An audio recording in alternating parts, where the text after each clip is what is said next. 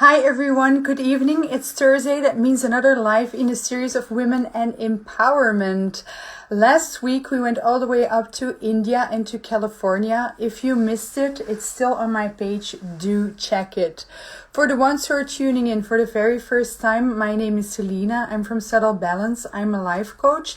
I started this series because I want to create more awareness about this amazing subject, and I want to use Instagram as a platform to bring women from all over the world together to talk about this topic. So our guest this week is all the way up in New York. Her name is Dr. Jasmine Escalera. She's a job coach and a career strategist, and I'm so excited to go live with this incredible woman. So fingers crossed for the connection. Let's see if I can bring her online and get this live started. So fingers crossed. Maybe if you can send us a thumbs up and or a smiley face to see if the connection is all up and running. Hi. Hello. Hi, Jasmine. How are you doing? I'm doing fantastic. Thank you so Oh, much. all right. I gave a quick introduction, told the audience who you are in a nutshell, let's say. I'm going to give the word to you. Who are you? What are you doing? Take it away. Yeah, so thank you so much for having me. This topic of women and empowerment is so near and dear to me. It's something that I work with my clients on all the time is Oh, helping my clients to step into their power. So I love being able to talk to you about this topic. So my name is Dr. Jasmine Escalera, as you mentioned, and I am a job strategist and career coach for women of color. I help my clients to really gain the confidence and the skills to break down workplace barriers and obtain their success within the workplace. That is wow. really my passion. And I also, in my day job, I'm a nonprofit manager and leadership developer. I help nonprofit organizations to design programs that bring access or increase access to healthcare for communities in need. Wow, that's so beautiful. That's very cool. Can you tell us something more? Because yeah, you choose your passion, or you don't really choose it. You grow in your passion, let's say, because you don't wake up one day deciding like, now Yeah. this is what I'm gonna do. For me, at least, that was my experience, that you grow in it. How come that you started doing all those things? Yeah, it's a great point that you bring up because I feel like I didn't find my passion of career coaching until pretty recently, actually, I would say. So to give perspective and background, I'm born and raised in Brooklyn, New York, and I actually grew up in the projects of Brooklyn. And my parents were very focused on education, and they really felt like education was the way to succeed and excel. Mhm. So, they pushed me really to go the route of college and graduate school, even though they themselves didn't even get their high school diplomas. Oh, yeah. So it was, something that they were passionate about. So I really focused when I was young on the STEM field, on science, because I loved science, I loved chemistry. So I have my bachelor's in biochemistry and my PhD in pharmacology. And I Oh, thought I was going to go to the pharmaceutical industry. I thought I really loved drug design and drug development. And about halfway through my PhD, I recognized like this isn't really what I want to do. I really want to give back to the community that supported me. So mhm. that's how I kind of made the pivot into nonprofit management and focusing on helping nonprofit organizations to really build research programs that really Mhm. look at how can we provide this access to various different styles of healthcare to these kinds of populations that need it. And although I love that and I'm very passionate about it, it came with a lot of challenges. Being a woman of Mhm. color in a STEM field, in a research field, I always felt like I was kind of, I would say, conforming to the environment around me in order to fit in. It's a predominantly white male dominated environment, and I never felt like I was completely embracing myself. Okay. And when I finally started to do that and started to recognize that, I want to own my story because it's a beautiful Mhm. story having come from a community like mine and, being able to excel and succeed.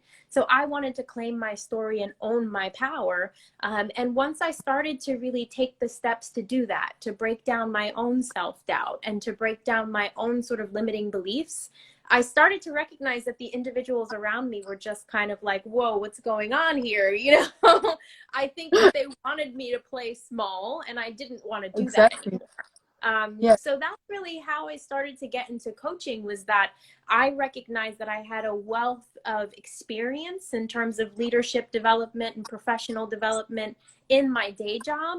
But I also had a unique story in that I came from, you know, the projects, I came from a very difficult background, and I was able to Mhm. create success. But here I was being successful, or what other people thought was successful, and I didn't feel good about myself. Yeah. So that's kind of my story in terms of how I got into the coaching. Was I knew other women felt like this, especially Mhm. women of color, in terms of not being able to own your space, claim your story, and be authentic in the workplace. So I want Wow. to really help women feel empowered to do that. Wow, that's so inspiring, your story, because yeah, like you said, you your family, the background, not having the education, the pressure that you must have felt as well, building the pressure, then all of a sudden you have the possibilities, you have the job, you have like everything you studied for, and then you're like, who am I? Am I fitting into this scenario? Mhm. So it must be kind difficult, very difficult for you as well to make that shift, because all those expectations pressure wise, and Yeah. yeah, choosing another way. So yeah, I think that's very, very powerful to follow your own voice and say like, hey, this is me, I'm standing up, this isn't where I'm fitting in, I'm gonna find myself a different path in my life. So yeah, I love that, I love that story. And you started coaching, did you know very soon like, hey, I wanna, because it's a specific niche that you're focusing on, if I can call it like that, Mhm. um, did you know from the start that that was exactly the niche that you wanted to focus on? Yeah, I did.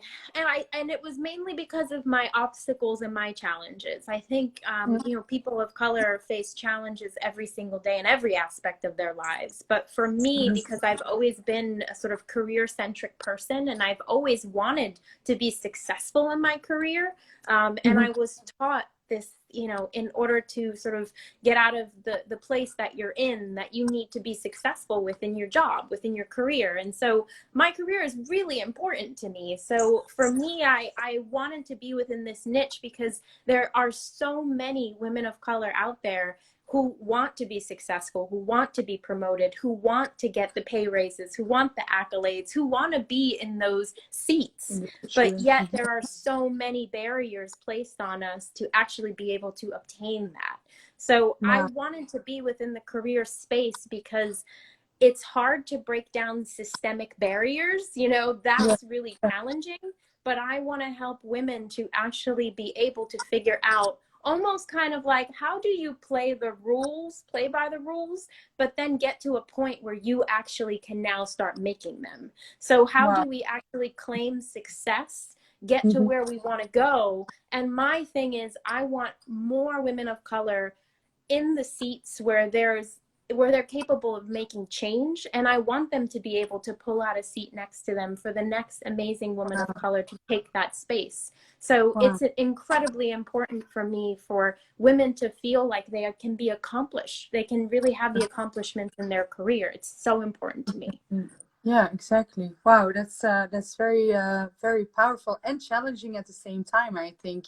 Yeah. But yeah, I think that's also something you need in your profession. For as far as I follow, yeah, I follow your work.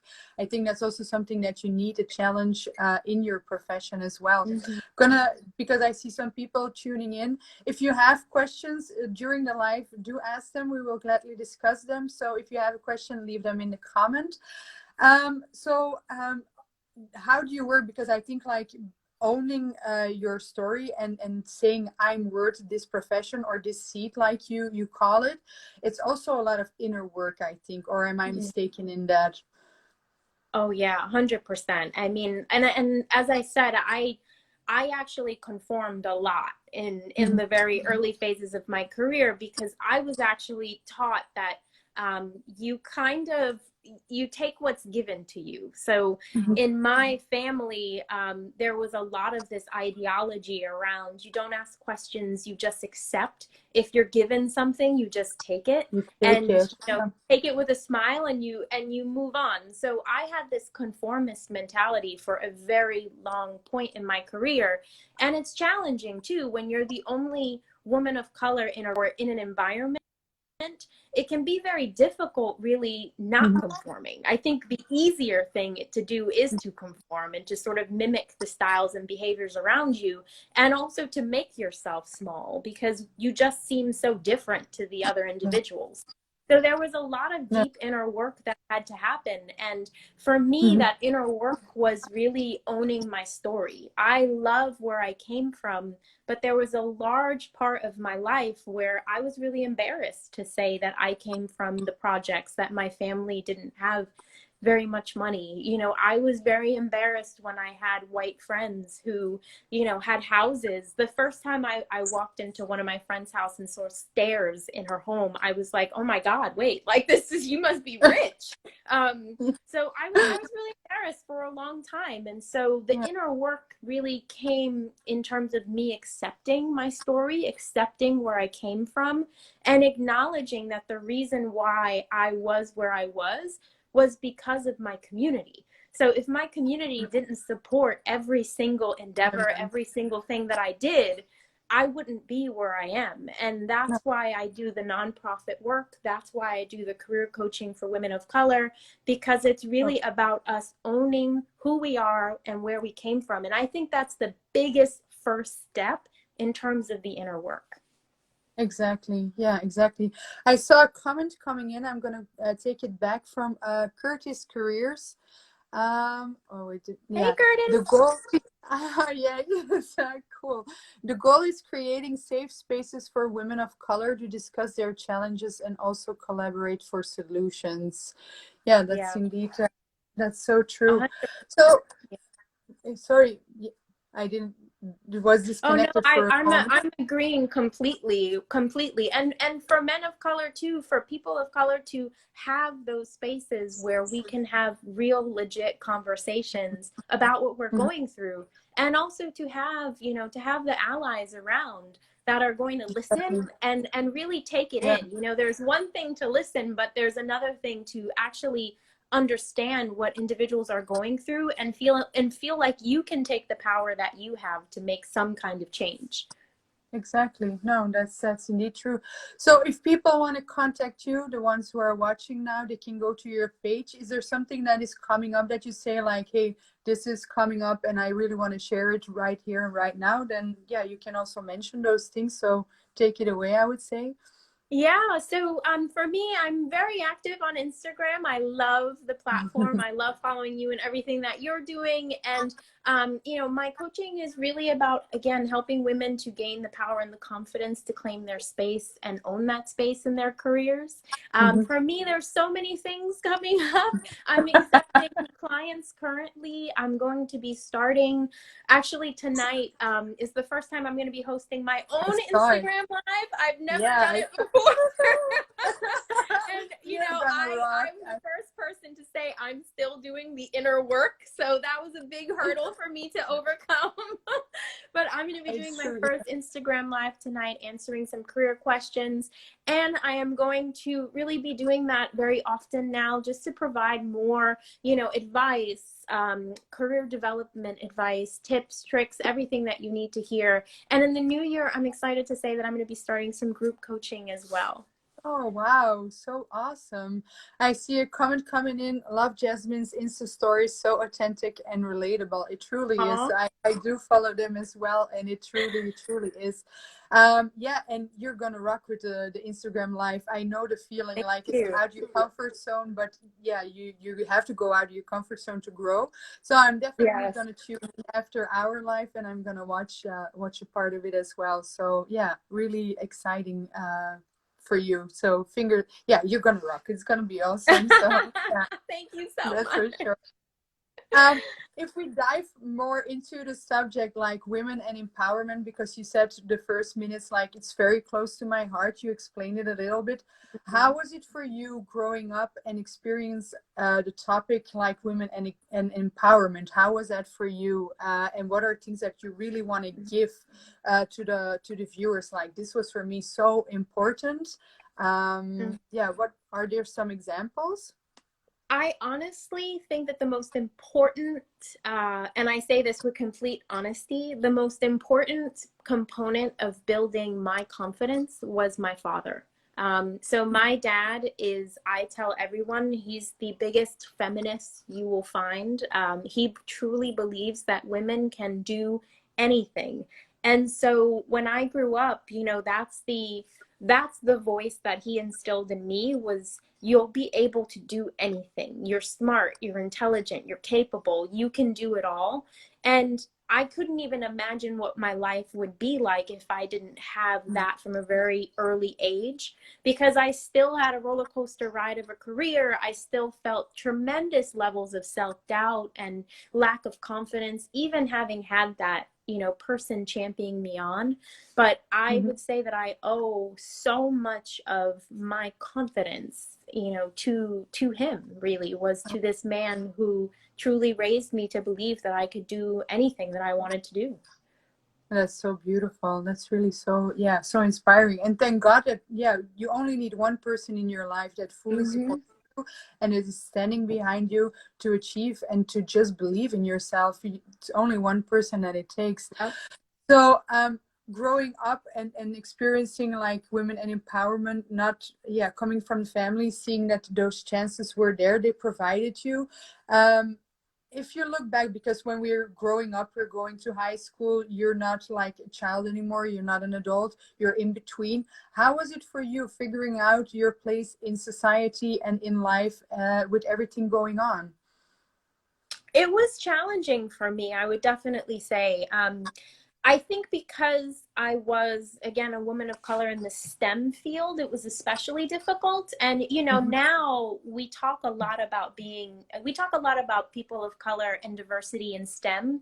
But, I don't want to age myself, but, I was in college in the early 2000s. I was in the STEM field before all of these conversations around diversity in STEM, diversity in tech was really happening. And we already know it is an issue even now with the conversations that Mhm. are happening. But back then, it was truly people of color didn't go into science. It's just not what we really were doing. And it wasn't because we didn't enjoy it or like it. It was because the path just wasn't paved there for us to do it. So, I think it's incredibly challenging when you can't really see the path for yourself. So for me, it was challenging because I had parents who didn't go to college, who didn't go to graduate school. So I was the first doing that. Then I was the first, I was one of the only women of color in STEM when I was doing it. So that was challenging. So I've Yeah. always felt like I've been sort of the first to do things, especially in my family. And I think that that creates a lot of anxiety and puts a lot of anxiety on you because you can't be what you haven't seen. And that's that saying of like, if you don't see it, you don't even know it exists. No, So to not see it and to try to do it is incredibly challenging. And I tell everyone to this day with complete honesty, I deal with imposter syndrome every no. day. I deal with self-doubt every day Mhm. to the point that I'm in a group program for imposter syndrome because it's just Wow. something that always creeps up on me. So I Yeah. think it's been challenging to really be the first at many of the things that I've done, Mhm. especially in my family. So it's been a rocky road. Yeah, I can imagine. But yeah, you came out stronger and you kept on believing in your dreams. So it's very, very cool as well to see that. Mm-hmm. Um, when you speak about imposter syndrome, for you and for me, it's like daily communication. We know what it is, or at least I Mm-hmm. know what it is. Maybe you can enlighten a little bit for viewers tuning in, like what is imposter syndrome? What are like some traits and how does it express? Yeah, so imposter syndrome is really it's you feeling as if you don't belong in certain areas, and you also having extreme levels of self-doubt. It's you discrediting yourself. It's you not owning your own greatness. So for Yeah. example, for me, the way it resonates with me is I don't internalize any of the good things that I do. So I'm the Mhm. first one to discredit every single thing I've ever done. So I remember getting accepted to Yale, and I was telling everyone, people would congratulate me, and the first thing I would say is, "Oh yeah, well, I'm just filling the quota." So Oh, I was the first one to like downsizing. just Yeah. not allow these great Mhm. things to kind of be accepted. So Mhm. that's imposter syndrome is truly when you do not own the amazingness that you have within you, and you can't internalize it. You just No. completely discredit it.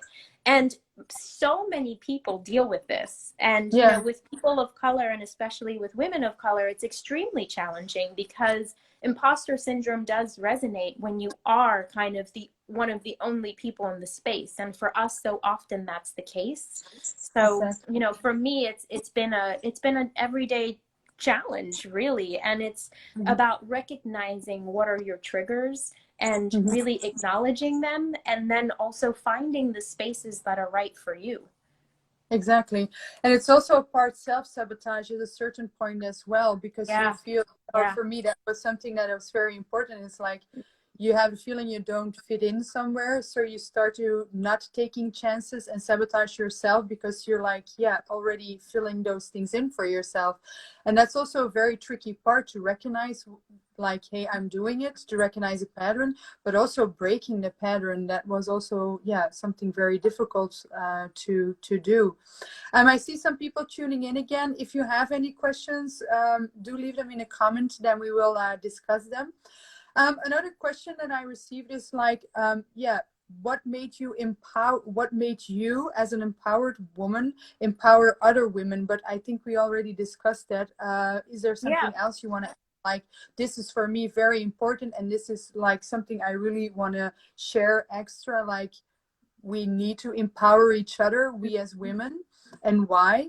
Yeah, yeah. I mean, for me, it again is it's all about just I just don't want anybody to feel like they have to go through what I went through alone. Exactly. I mean, I think Exactly. for because again of my imposter syndrome and other things too, being the first, I never really felt like I could tell people what I was going through. I felt like I had to do it all by myself. And I think, That's so as hard.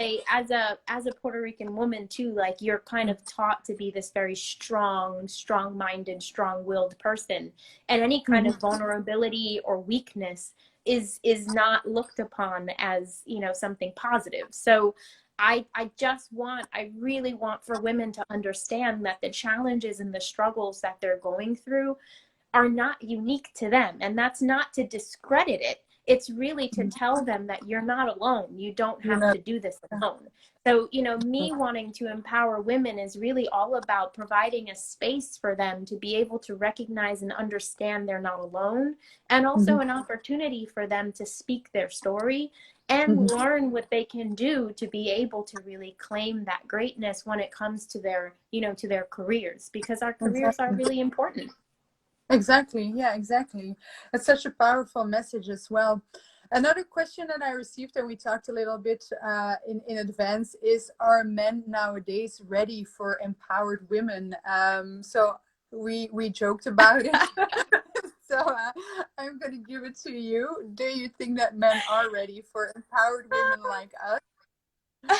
Oh, maybe before we I jump, yeah. I laugh. I don't even know what to say. Yes, I do actually think that men are ready for it. I think that from my perspective, like I said, my father, who obviously is my father, is a tremendous advocate for myself, but for women in general. And there Mhm. are men even on this live right now that I know are proponents and advocates of women claiming their space, stepping up and taking and owning what they deserve. I think Yeah. that for men, it's a point right now where, especially when it comes to the workforce, we need more men to step up. Men Exactly. are statistically just more in these leadership positions where they can Mhm. actually take us and help us get the momentum and the movement that we need. So, That's so for me, I think men are ready, but I want them to own their power and to true. recognize that they can really help us move Hmm. forward in the way that we want to. I've had, other women mention that they've had sponsors, that they've had allies who were men and white men, and Oh, that wow. that changed their entire career just to be Exactly. able to have someone like that. So I do think that there are men out there who are ready and who are like active and want to do it. And I just really want them to own their power and help us to actually move forward in the ways that we need, because we can gain all the skills we want. We can be as No, empowered as we want to be. But if someone isn't there to help open the door, no. we're still going to be stuck. Yeah, exactly. Then it's kind of difficult to find your way. I Yeah. see a question also coming in from Curtis. I'm going to take it in between and then we can elaborate a little bit more Yeah. about the question. What can companies do to show that they are on board with leadership from women of color? I'm thinking an idea would be to create an executive leadership development program in their company for women. Yeah, I love that. And Curtis, that's a fantastic idea. I mean, I really think that organizations, if they want to show that they are true allies and supporters of women of color, of people of color, it is about creating those opportunities for us to speak about our struggles, to speak about what we need, but we also need people within those groups who can create change. If it's Yeah. just us talking to us, No. nothing's going to happen. And so many times organizations set these groups up, but Mhm. then they don't put leadership on these actual groups or within these teams. And that's where they start to fail, because I can Yes. talk to, my homie over here, my work homie, and we can talk about like all the things that are Yeah, happening. of But course. if Yeah. neither one of us can No, actually make change, there's no no, point.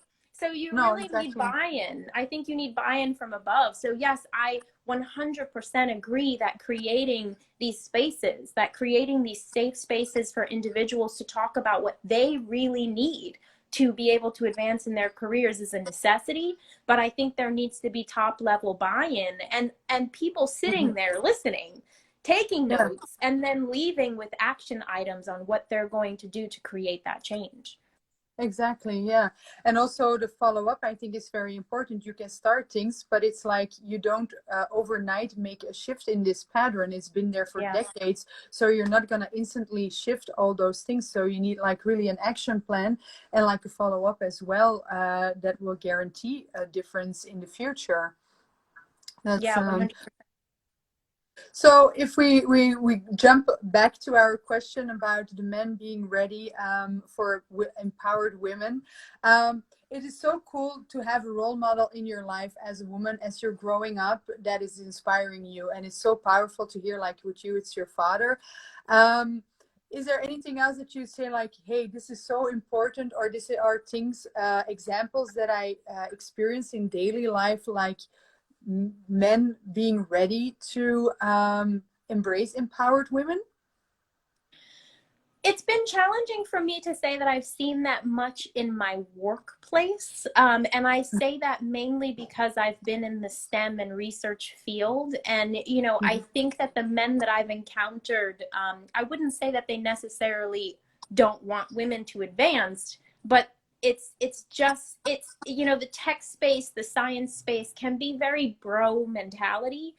So it's Mhm. much easier, I think, and that's just true of everyone. It's much easier for you to connect with or to, be a proponent of someone who you have something in common with. So Yeah, for exactly. me, it's been very challenging in terms of the workspace for me to really feel like I had that ally. I wouldn't say that I've actually experienced having an ally in the workplace who is a man, to be 100% honest. I do know of other individuals who have, and I can tell you for sure that that has completely changed and shaped their career. Because again, you have someone who can not just provide you with information about how to build your skills, but who can really open doors for you. So Yeah. that's something that I haven't experienced in my career, but I am 100% an advocate of, again, men claiming their power and also claiming it in the way of acknowledging that they can help us to continue to advance in our career. They just have to do it. Yeah, they just have to do it. Exactly. That's indeed. And I think, yeah, times are changing as well, and it is Yeah. shifting. You hear it more. So yeah, I fully agree with what you're saying.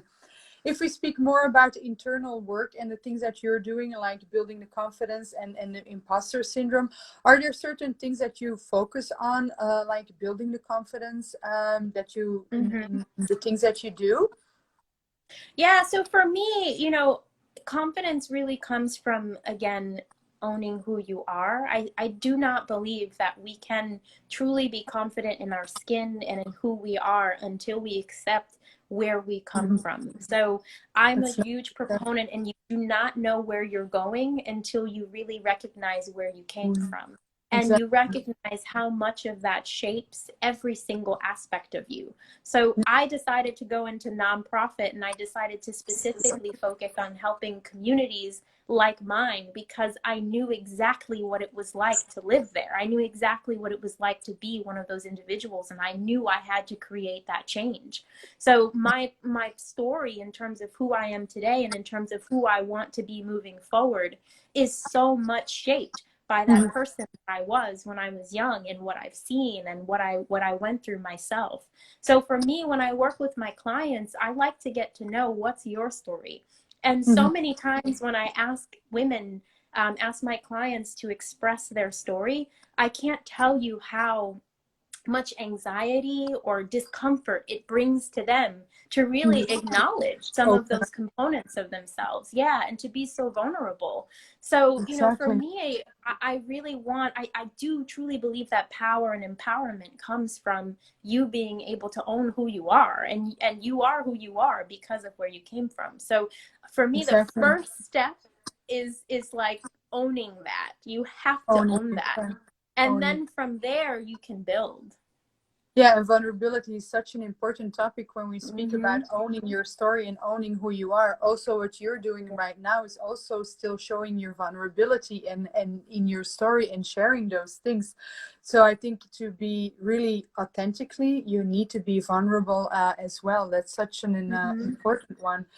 Um, and if we speak about, yeah, also like turning your mess into your message, let's say everything that you went through, making it Yes. your story, making it your mess, turning your weakness in your strength. I think that's so powerful. It isn't an Yeah. easy road to follow, that's for sure, but it is very, very rewarding and satisfying. And I can Yeah. imagine the first time that you really have to expose yourself to somebody that you don't know and sharing your part of it. I think it's like really, yeah, you've anxiety, you feel like very small. Are you capable? Are you gonna do it? But afterwards, I recently went through it myself in a challenge and expressing my own story, by a coach. But afterwards, pieces of the puzzle, things just fall into place, and it's like the first time, like, hey, this is me, this is Mm-hmm. just 100% me, and from that basis you can Yeah. start working. And that feeling is so powerful because you don't have to hide anymore in a certain way, like hiding things Mm-hmm. out of shame, out of discomfort. You can just, yeah, show yourself to the world, and Yeah. that's where the things get really interesting, I think. So yeah, I think it's so 100%. powerful. Sorry. No, I said I agree with everything that you said. And I love that saying of, make your mess your message. And Yeah. I believe in that tremendously. And also in that your mess it's yours, and it's not necessarily a mess. Sometimes we kind of think about that in a negative way. And it's like, yeah, I had a challenging childhood growing up where I grew up and, not having the things that I sometimes were just even basic necessities. But Mhm. what that did was build a tremendous amount of resilience where you Exactly. can stick me anywhere and with anything and I'm gonna make it Exactly. work. Yeah. So I think I love everything that you said, and I also truly believe that when you embrace that story, you embrace the unique aspects of you that make you you, and the Exactly. unique qualities that you bring to the world To every the world. single day Yeah. and that Yeah. you bring to your career. So for me, resilience and, being able to overcome adversity and always being that type of person who can solve any problem and think outside of the box, I attribute that to my childhood. And that is Mhm. what has made me successful in my career and in my, professional endeavors. Yeah, it shapes you in a certain way as well. And all the things that you're mentioning right now, it's so important to have them in your life, in your career, in your daily life. Those are also things that you don't learn them at school. So it's so No. powerful to Yeah. have them like a toolkit and to use them when necessary.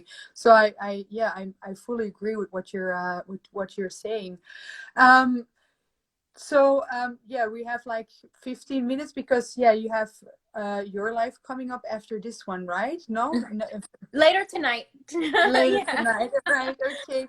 So, if we speak more about women and empowerment with everything that you know right now, if you would speak to a younger generation, not especially yourself, but if you would speak to a younger generation of women, what would be a message that you would tell them right now with all the knowledge that you have today?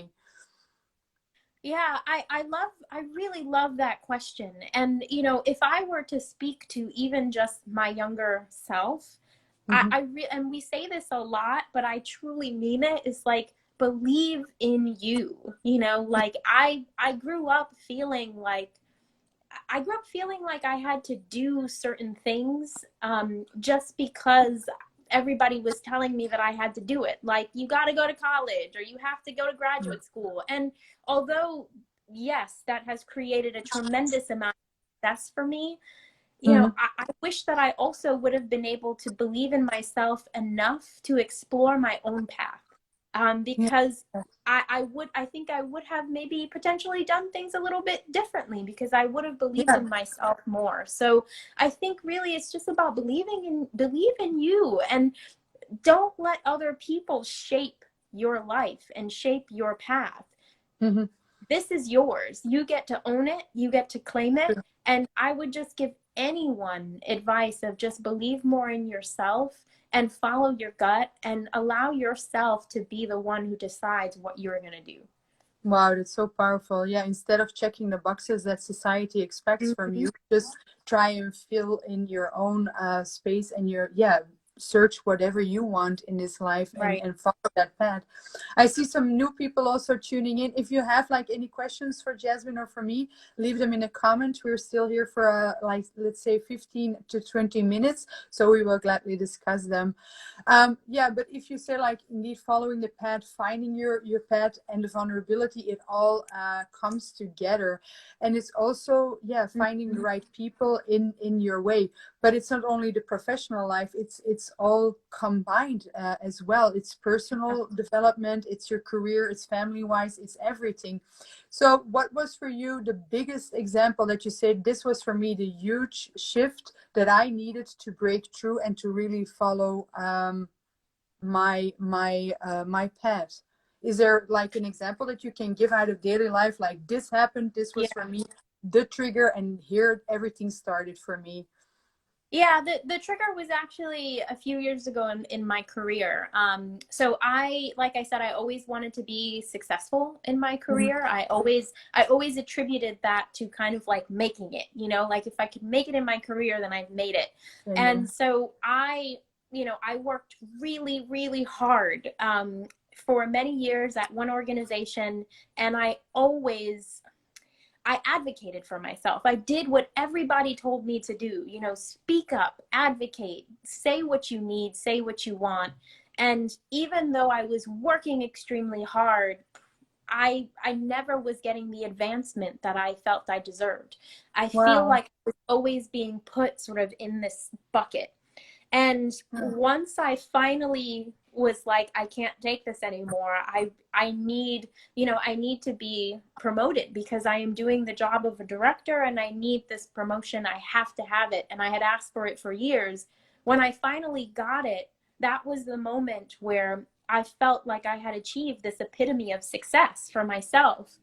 But Hmm. what I realized was that the individuals around me, they didn't really want me in that space. So even though I was a Oh, director, I was still not being allowed in the room. I was still not being allowed to wow. speak up. I was still not being allowed to, make decisions. So I was almost kind of given this promotion and nothing was attached to it. Nothing changed. So Wow. I really realized, like, wow, I did everything I was supposed to do. Yeah, I exactly. worked really Yeah. hard and I advocated for myself, and yet here I am still again with, all of these, white men around me dictating what I was going to do, where I was going to go, and what I was going to say. So that was a turning point for me where I realized that, like, there is systemic issues that hold women of color and people of color back from being able to achieve success.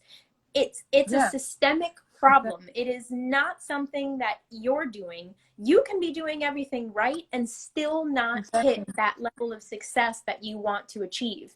So for me, I that was the point where I decided I had to do something about it, and that something about it to me was empowering other women to really be able to understand how they can achieve success, and to really think about, like, how can we together get to that point where we can start creating change. We need more people of color, women of color in those rooms making those decisions, Making or a else decision. this is not going to change. It's never going to change. So No. that was the moment where I said, I am dedicating my life to flooding the system with amazing women of color who are ready to claim those seats, and who are not just ready, but who go for it, achieve it, and then, like I said, really pull that seat out for someone next to you, because Wow, that's that's what we need. It's yeah. just it's a big issue. Yeah, exactly. You must feel it, yeah, when you tell your story and then you say like, "Hey, I became a director. I did everything right. I followed the whole path. I did everything like it has to be." And then you have that position, you have the promotion, and things are still not following into place. It must be like, yeah, you must have been devastated at that Yeah, point of time. Like, what's happening? What did I do wrong? Because the first thing that you do, I think, is go and search inside yourself. How can I change? What can I change? And I think it's yeah, so hard when you do everything you can, but the environment isn't working with you. It's very yeah, very hard. So I yeah, truly understand that you say like my resilience, I know where it's coming from, and you had to knock on some doors to get where you are. I see a message coming in from Curtis. We all have to be authentic storytellers. Yeah, I couldn't agree more with that. The world needs more authentic storytellers sharing their story and inspiring other people. mm-hmm. And that's exactly what you're doing as well. I also love the part that you are searching for women that are not only achieving their own goal, but like you're saying, saving the seat for somebody else and doing the same thing for some other woman. I think that's very inspiring, because then you create like a snowball effect. It's not only one person, but you grow Mm-hmm. yeah, like a small community to make a change. So I Yeah, really truly love that idea, and the way you approach those things as well. So yeah, it's very, very good. If you have any questions, we are still here for upcoming 10 minutes. So do leave them in the comment and then we will talk about them. I will leave Jasmine's page also in after with when I post the Instagram live. So you do check her page out and follow her, because she's doing some really awesome stuff. Um, thank yeah, no, you're welcome. I'm so grateful that you have the time to do this, and I'm so inspired by your story and by your work. I already was inspired by your work, but now with this life, it's yeah, it's truly powerful as well. So yeah, thank you so so thank much. you. I appreciate it. No, So thank you. I appreciate the opportunity. And I mean, like I said in the beginning, this topic is just so important. And mhm, we have, like I said, we have a lot of issues that need to be sort of dealt with. And I think that we can all acknowledge that, we're living in a point right now where, unfortunately, some individuals that are in power just don't want to see certain people succeed. And exactly. I have just dealt with that in my career. I've dealt with that in my life, and I think many of the people, including yourself on this live today, would say that they've had those same challenges. So I Hmm. think for me, talking about empowerment is so incredibly important because I tell individuals every single day, I have a very strict morning ritual. I wake up very early, Me too. I journal, I meditate, and I have to do that every single day. And Hmm. the reason why I have to do that every single day is because I almost feel sometimes like I'm going out into a war, you know, like every single day I feel Yeah. like I'm stepping out and I need to be prepared and 110% prepared for anything that anyone is going to throw at me because at any moment, being a person of color, being a woman of color, you have no idea what someone is going to put in your path. So it's so important for us to be talking about empowerment because that power helps other individuals to acknowledge what they're going through and to feel Hmm. like they can actually move into their own greatness. Yeah, exactly. I recognize the morning routine. I have the same one. It's Yeah, yeah, it's I get up, I have my every gratitude day. exercise, I have the meditation as well. Yeah, for me it's a different kind of coaching, but I coach like people breaking free from codependency and toxic relationships. So Hmm. it's also some kind of battlefield in a different way than you, Yeah, but it's for me it's also necessary to have my meditation, to have my exercise, my sport yeah, exercises and my journaling. And I feel it when I skip a day. Sometimes it doesn't happen often, but you feel it body wise, like, hey, yeah. this isn't feeling and I'm not, yeah, not that you're not resilient enough, but you just feel the difference. So I Oh, fully understand 100%. you. Yeah. That is Yeah. really true. Yesterday I was like, I'm gonna sleep in a few minutes, and I did, and the entire day I even told my partner, I was like, oh, this was a disaster of a day. Exactly. No, It just didn't that work for me. no, exactly. It's kind of crazy how fast you get adapted to such patterns as well. I see Yeah. a comment coming in: full armor every day from Queen J Lean. And that's yeah, so she recognized it as well.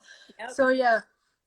Yeah, I don't know. We're going to the end of the life. Is there anything else you want to give away or share that you say, like, this is very important for me to share as the last moments during the life?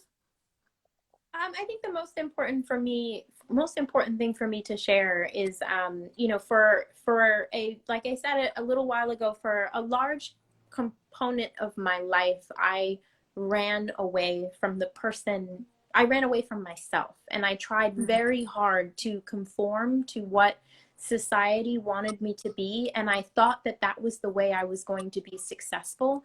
And I Mhm. just want to say to anyone who feels like they are inauthentic, like, or they are acting in a way that doesn't feel right to them, Mhm. it's not going to get you where you want to go. It No, always exactly. catches up to you. And it did for me. For a very long time, I conformed. For a very long time, I allowed other individuals to tell me what I should do, to tell me how I should act. And they didn't even have to tell me. I No, just conformed. I just allowed it to happen. And exactly. it's never, ever, ever going to get you where you want to go. It always catches up to you. So empowerment to me is owning your story, is knowing who you are, and is knowing that, like, you don't have to be anybody else but your damn self in order to Wow. succeed in this world. Yeah, that's so nicely said. And it is, you just have to be your own damn self and be proud of who you are, because all the struggles, all the obstacles, it formed you, it shaped you into you are. So you have to be proud of the person that you are becoming. It's a process. Every step is a process in, yeah, Yes. becoming who you are. So yeah, so very nicely said. I don't know if there are any other questions from our viewers. I want to thank you all for tuning in. So if you have a question, do leave them here. And yeah, Jasmine, I'm going to tune in into your life in a few hours. I'm so excited to see that one as well. Thank Um, you. and I'm so very grateful for you making time and being here. So I truly loved to have you as a guest. So yeah. Thank you. I enjoyed it too. Thank you so much for the opportunity. And thank you everyone for tuning in and questions. This was such a great convo. Yeah. All right. Thank you very much, everybody. I would say stay tuned. Next week, there's another live coming up. And do follow Jasmine, her page, because she's delivering some awesome work. I will leave it in the comments section when I post that live. So thank you, Jasmine. Thank you, everybody. And yeah, wishing you a very, very nice day. Bye. Bye-bye.